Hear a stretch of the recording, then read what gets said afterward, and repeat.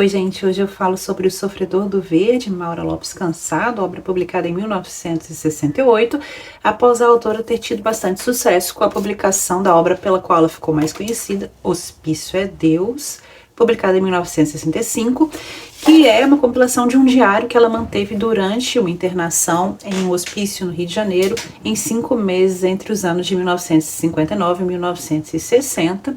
Nessa obra, no início dela, ela faz com uma memória de sua infância, de sua família, enfim, no interior de Minas Gerais, e depois começa o diário sobre a sua vivência nesse hospício, né? E nesse diário ela vai refletir muito sobre a condição dela, de portadora de sofrimento mental, sobre o seu sofrimento mental, sobre a sua condição de mulher portadora de sofrimento mental e sobre a forma como ela é e a sua condição é enquadrada pela sociedade e pela medicina da época, bem como sobre a rotina dela e das demais pessoas que habitam esse sanatório, né, esse hospício, e vai fazer, de certa forma, uma denúncia bastante lúcida das condições de abandono, de mesmo violência sofridos pelas pessoas internadas nesse hospício. Quem fala muito dessa autora é a Tatiane Dantas, que faz um trabalho muito bacana aí de pensar a comunicação entre as áreas da psicanálise e da literatura. Então vou deixar o perfil dela de Instagram aqui para vocês no box do vídeo. E quem já falou dessa obra também é a Ju Spor, né, num vídeo antigo aqui do YouTube. Se esse vídeo ainda estiver disponível, eu coloco para vocês um vídeo em que ela vai tratar de obras que tratam do tema do sofrimento mental. E aí ela menciona muito a Maura, e uma coisa que a Ju falou nesse vídeo é da lucidez da escrita da Maura, né? A Maura havia sido diagnosticada como portadora de esquizofrenia, mas o que você espera da escrita de uma portadora de sofrimento mental não é o que você encontra aqui. Aqui você encontra bastante lucidez sobre a condição dela e sobre a forma como ela é tratada pela sociedade, pela medicina, enfim, e naquele sanatório especificamente, durante o tempo que ele passou. Uma obra bastante interessante. E nessa obra ela já vai tratar dos temas que a gente vai encontrar na coletânea de contos, né, no Sofredor do Ver, que são obviamente a condição do sofrimento mental, a sua comunicabilidade ou não por meio da linguagem, a condição de mulher na sociedade daquele tempo e a maternidade, porque a Maura se casou muito jovem, se divorciou muito jovem, pouco depois de se casar, ela tinha 15, 16 anos quando se divorciou, teve um filho nessas condições, né, seria mãe solo, e esse filho acabou sendo educado e cuidado pela família dela, pela mãe dela na fazenda em Minas Gerais, enquanto ela se mudou primeiro para Belo Horizonte, depois para o Rio de Janeiro para tentar fazer a vida, né? E teve todo esse histórico de internações, enfim, de sofrimento mental. Pois bem, então os temas desses livros se espelham muito, né? Em ambos há um tratamento literário da sua condição. E aqui é um tratamento ainda mais depurado dessa condição de sofrimento mental e desses outros temas que são muito caros à Maura. Então eu vou tratar de alguns dos contos desse livro para que vocês tenham aí um gostinho da escrita da autora. Essa coletânea reúne 12 contos. Desses 12 contos, à época de publicação do livro, 7 já haviam sido publicados no suplemento dominical do Jornal do Brasil. Inclusive, haviam sido publicados anteriormente à publicação mesma do diário que deixou a autora famosa. Então, o primeiro conto publicado por ela foi O Quadrado de Joana, em 1958. Nós temos 3 contos publicados em 59, que foram escritos e ou publicados na época em que ela estava internada e escreveu aquele diário, que são Introdução à Alda, essa personagem aparece no diário, O Sofredor do Ver e O Rosto, que é um conto que ela vai tratar, que ela dedica ao filho Cesário e vai tratar dessa condição de mãe e filho, enfim, um filho que foi educado longe da mãe, olha, condição bem semelhante ao que ela viveu, e fica esperando o retorno dessa mãe, enfim. Então esses 3 contos em 59, e nós temos ainda Espiral Ascendente em 61, A Menina que Viu o Vento em 64 e O Espelho Morto em 65. Pois bem, o livro tem início com a espiral ascendente, que já começa numa atmosfera assim, um tanto de pesadelo, a gente não sabe muito bem o que está acontecendo, de delírio, de desorientação da personagem narradora, que é uma personagem que está, nós percebemos, retornando de uma sedação, né? Ela diz: emerjo lentamente exposta à curiosidade, cuidado, escuto, e as vozes alfinetam meus ouvidos, perdendo o sentido no impacto. Então ela acorda dessa sedação e ao longo da história a gente vem descobrir o que aconteceu com ela, o que a levou a esse momento, né? E o que a levou é o seguinte: provavelmente ela está internada em um sanatório, em um hospício, e por ocasião da representação de uma peça de Shakespeare, Hamlet, ela foi até uma cachoeira e ela ia interpretar a Ofélia e faz ali uma tentativa de suicídio, se jogando da cachoeira, se despindo e se jogando da cachoeira. Esse é um fato que é mencionado em Hospício é Deus, né? É mencionado esse fato da representação de uma peça, enfim, e dessa tentativa de suicídio por essa ocasião. Ela fala: nessa cachoeira da qual ela tentou se julgar, né, desempenhei um dos maiores papéis de minha vida, ameaçando atirar-me de grande altura, ficando nua, achando-me muito bonita, e terminei laçada e arrastada por uma corda depois de 3 horas de rogos para que eu saísse de lá. Assim, Ofélia foi salva, nua das águas da cachoeira, e assim continua o relato dela, a dezembro de 59, se não me engano, essa entrada de diário. Pois bem, ela vai relatar isso aqui, e vai costurar esse tema desse momento de sofrimento mental, né, de tentativa de suicídio, com outros temas, como a condição da mulher. Aqui ela se despe para julgar isso, para se julgar da cachoeira, nua, e isso é julgado pelos personagens como imoral, né? E ela vê a nudez de forma contrária. A nudez significa inocência, moralidade, né? Desafiava-os em minha nudez. E eles diziam, né? Selvagem, insolente. E aí ela dizia, inocentemente nua. E há uma certa menção aqui à forma como a sociedade julga mulheres solteiras que têm vida sexual. Então ela menciona: resolvi contar a verdade, eu não era esposa de ninguém, devassa devem ter pensado. Ou seja, ela não era casada, tinha uma vida sexual e era julgada por isso, enquadrada por isso como desviante, e como esse enquadramento de desviante beirava à época um enquadramento dela como portadora de uma espécie de loucura. Voltando aqui que o bebê acordou.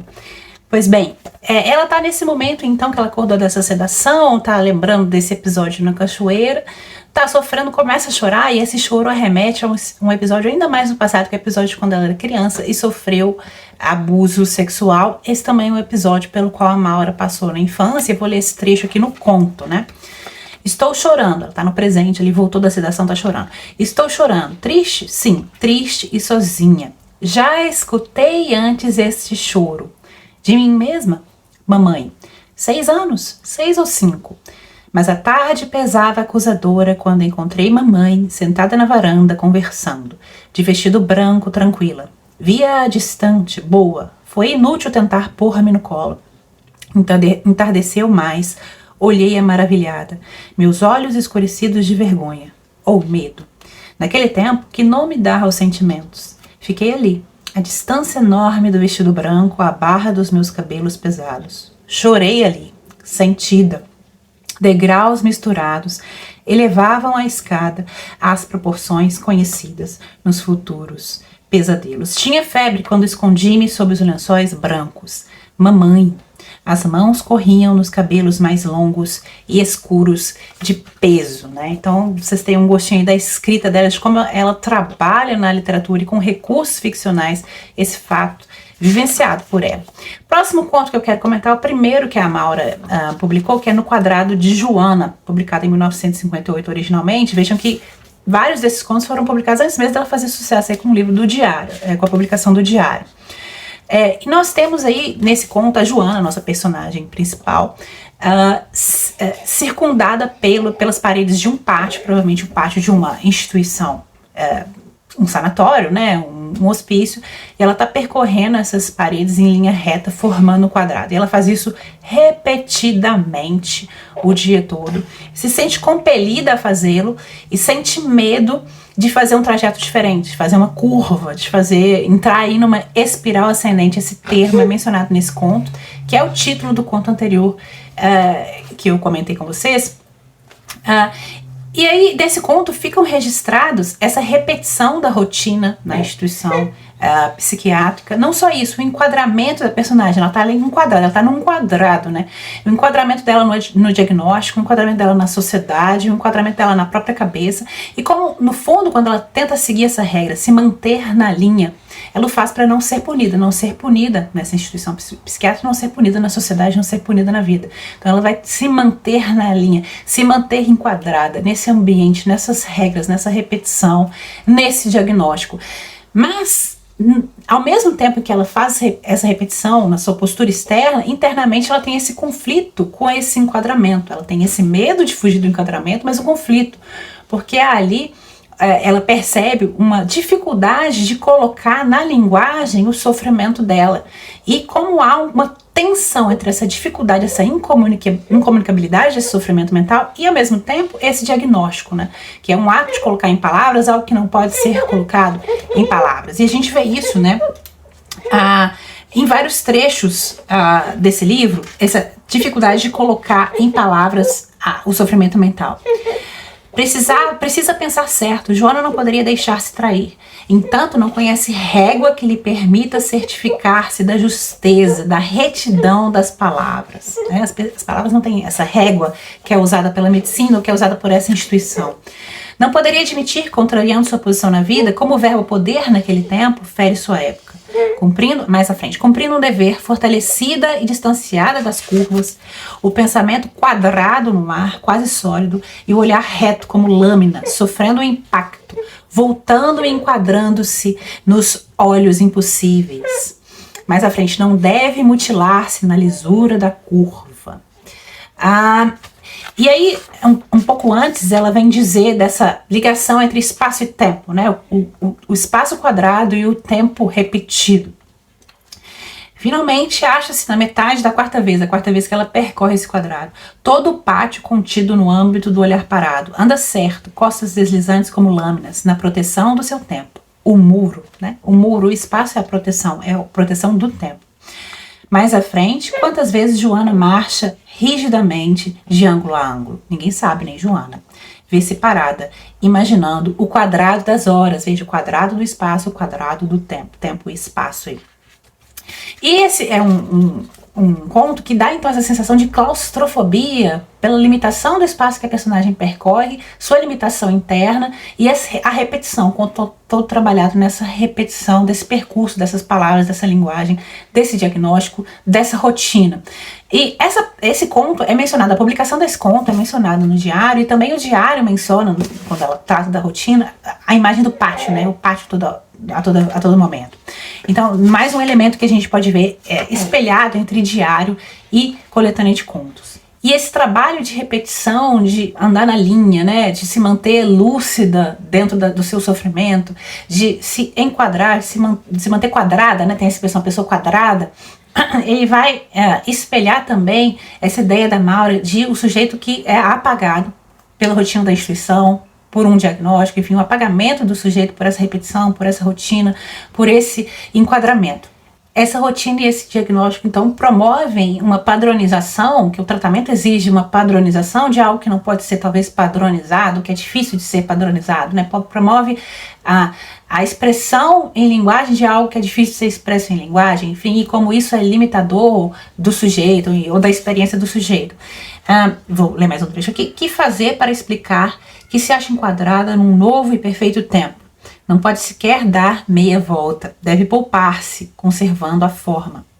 Mais à frente, puseram na quadrada, certa, objetiva, no tempo novo, forte, mas ameaçado até por flores. Sim, Joana será vencida na curva de uma pétala. A palavra beleza, levada a sério, pode desconjuntá-la. Gente, eu acho lindo, né? Joana será vencida na curva de uma pétala. A todo momento no conto, a personagem tem medo da curva, né? E como a vida concreta, a flor, a pétala, ela é muito maior do que a forma como os médicos, a sociedade tem tentado enquadrar essa personagem, né? A vida dela. E como a Joana vai ser vencida, então, pela vida concreta, pela flor, pela curva da pétala. Um pouco antes, nesse conto, a personagem vai mencionar a espiral ascendente, o medo da espiral ascendente. O que é a espiral ascendente? Essa imagem que aparece nesse conto Quadrado de Joana, e que aparece como título no conto anterior que eu analisei, que é espiral ascendente, né? Essa é a imagem do sofrimento mental, da loucura, é a imagem do enquadramento, é a imagem de uma forma diferente de lucidez, uma forma diferente de ver. O ato de ver, o ato de olhar é muito presente em todos esses contos, e não é à toa que ela escolheu esse título para o livro, que é o título de um dos contos, né? Então, o sofrimento mental ligado a uma forma de ver diferente, que é uma forma de lucidez diferente, né? A loucura como uma forma diferente de lucidez, enfim. E uma imagem muito presente nos livros, nos contos, desculpa, da Maura. E vou ler esse trecho que ela cita essa imagem da espiral ascendente. Entretanto, 1 milímetro de desatenção pode levar-lhe os olhos a rotações incalculáveis, catastróficas. Pode até cair numa espiral e, em ascensão, transformar-se num ponto irritante como a cabeça de um alfinete. Luta para manter-se enquadrada na hora. Então, a espiral, a forma da espiral também como uma ameaça, tal como uma curva, né? Mas que ameaça é essa? É a ameaça da loucura ou a ameaça da lucidez? Fica essa pergunta. Próximo conto que eu quero comentar com vocês é Introdução a Alda, com L. Essa personagem aparece no diário, a personagem da Alda, mas no diário a Alda é Alda com U. E a Maura vai comentar essa diferença. A Alda com L e a Alda com U, elas são duplos uma da outra, né? E a gente vai seguir a Alda, essa personagem, em uma narração em terceira pessoa, a gente segue a Alda, a rotina dela em um sanatório, né, um hospício, uma instituição psiquiátrica.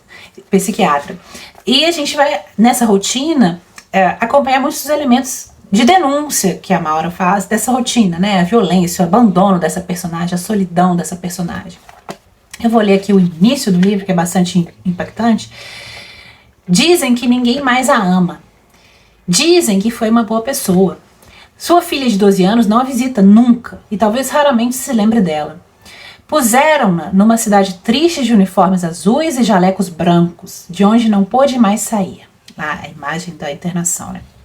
Lá, todos gritam-lhe irritados, mal se aproxima ou lhe batem como se faz com sacos de areia para treinar os músculos.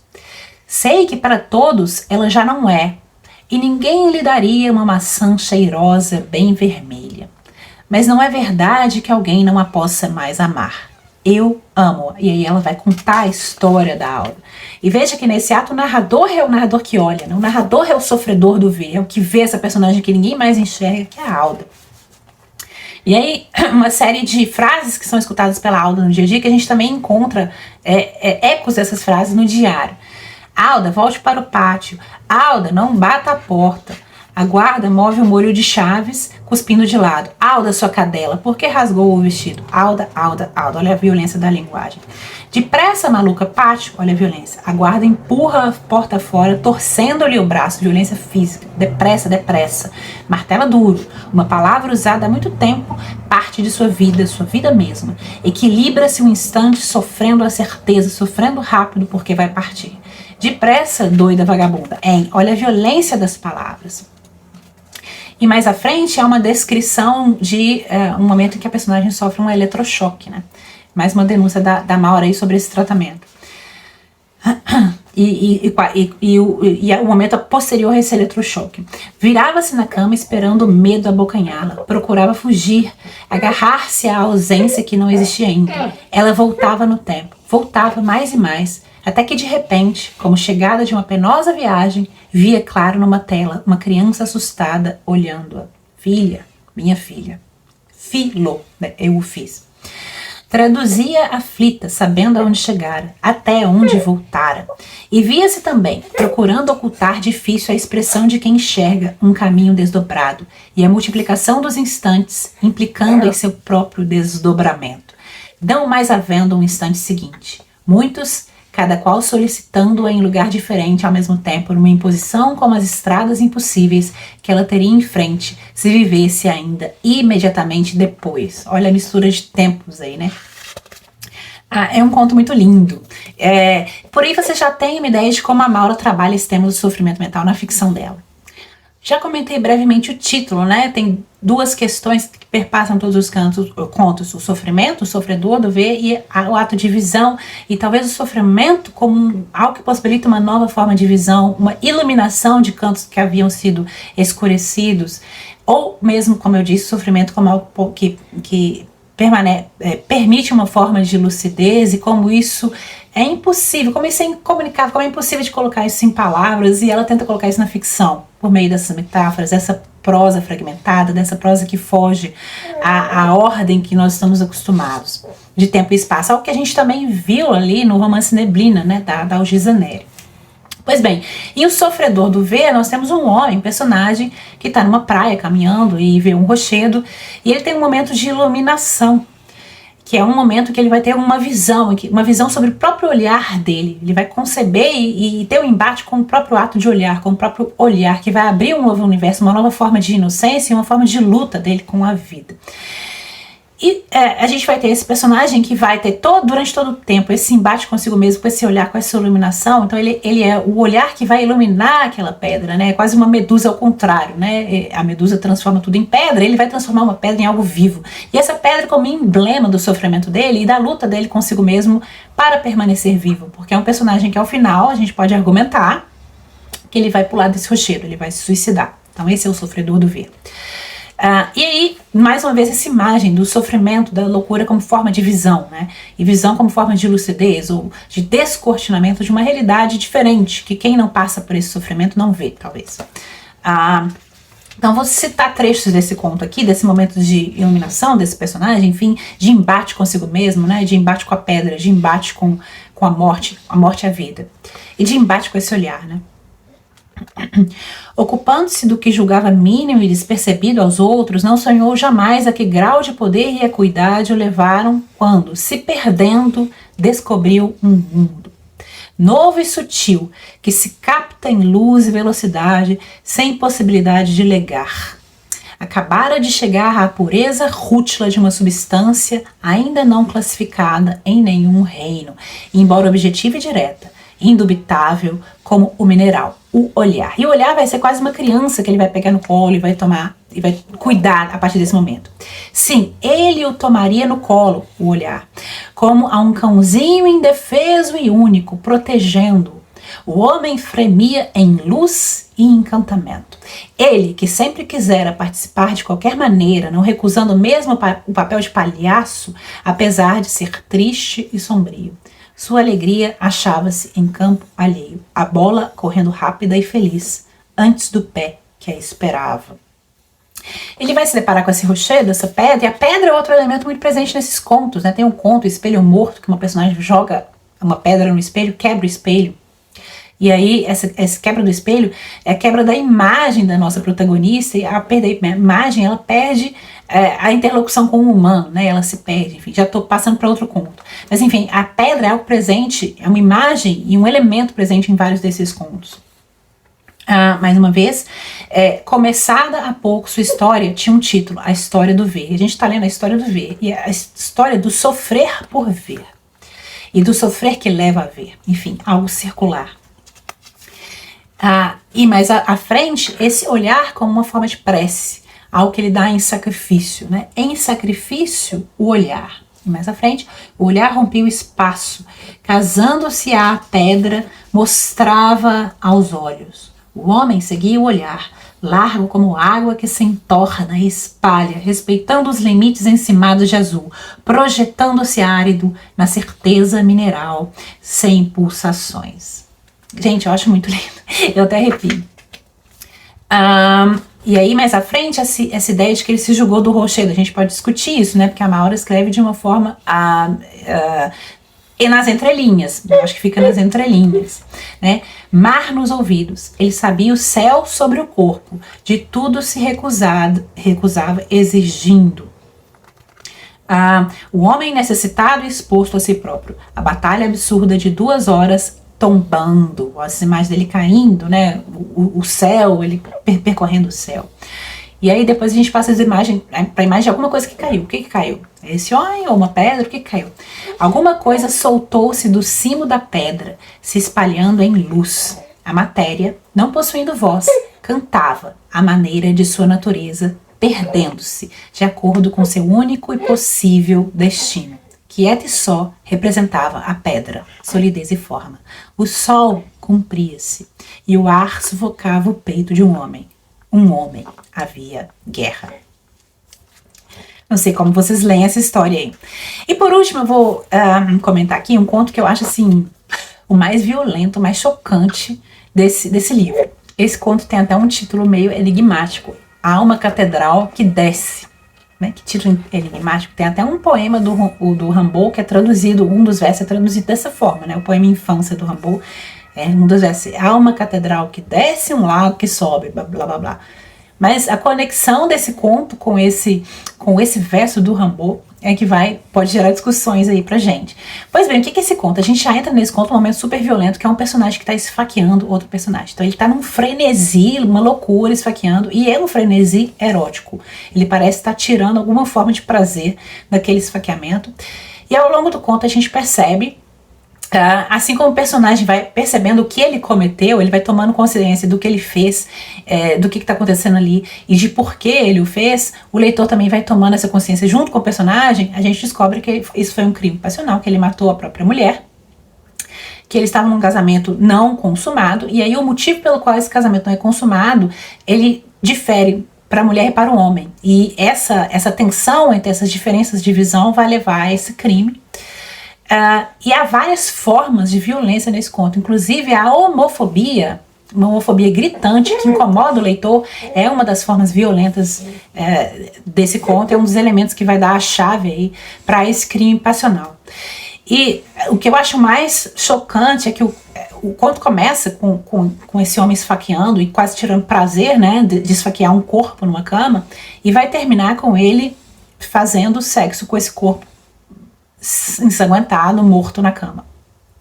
E o conto é como um círculo, né? Ele começa e termina com esse momento erótico sobre um corpo que morreu, né? Um corpo ensanguentado. E assim, é chocante. Eu acho assim muito violento, por vários fatores. E eu vou ler aqui o primeiro parágrafo do conto. Viu horror nos olhos muito abertos, rosto transformado e boca ameaçando o grito que não ouve. Vibrou outra vez e outra, rápido. Não enxergava mais. Transferir os sentidos, o corpo, o sangue, para aquela concentração de força. Golpeou outra vez, a faca afundando calada. Ainda. A mão adquirindo destreza atingia vários pontos. A ele, impossível localizar. Vibrava. Momentos se sucediam vertiginosos, cegos. Incansável, entregava-se cada vez mais, a mão brandindo, todo o corpo tenso, rouco, na fúria contínua, intransigente, branca.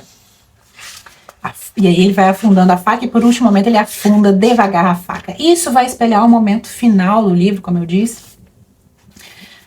O homem continha-se para não cantar. Sem nenhum horror, olhava. Tudo perdido em engano, quanto tempo esperara pelo momento em que estaria enfim capaz. Que força no vento ausente da noite. Então, com dedos ardentes, tocou-lhe as feridas, contando-as uma a uma. O gesto continha enorme doçura.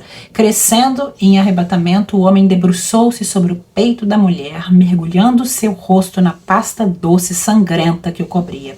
Já não tinha piedade, mas paixão. E seus beijos eram de fogo e sangue.